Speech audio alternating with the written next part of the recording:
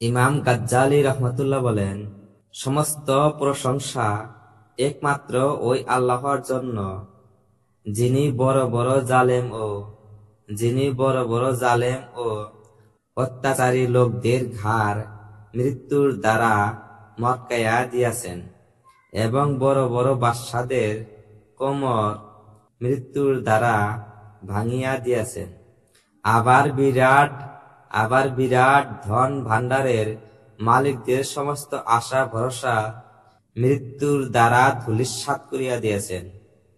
ইহারা মৃত্যুর আলোচনাকেও ঘৃণা করিত, অথচ যখন সময় আসিয়াছে তখন কবরের অন্ধকূপে নিক্ষিপ্ত হইয়াছে।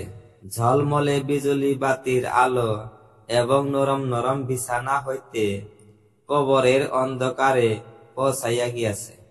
দাস দাসীদেরকে নিয়া খেল তামাশার পরিবর্তে পোকা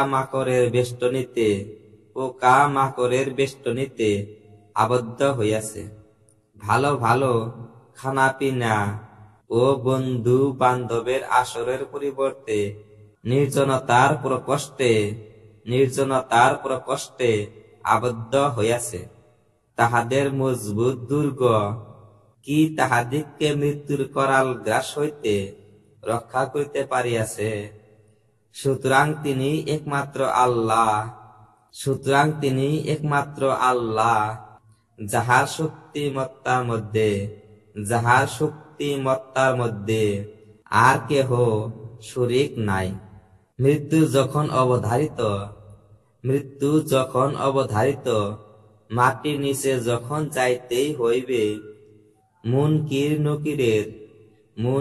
নকিরের প্রশ্নের সম্মুখীন যখন হইতেই হইবে, কিয়ামতের ভয়ানক দৃশ্য যখন দেখিতেই হইবে, অতঃপর জান্নাত এবং জাহান্নাম যে কোনো একটাই যখন যাইতেই হইবে, তখন খুবই জরুরি যে মানুষ যেন মৃত্যুর ফিকির করে ও উহার জন্য প্রস্তুতি গ্রহণ করেন।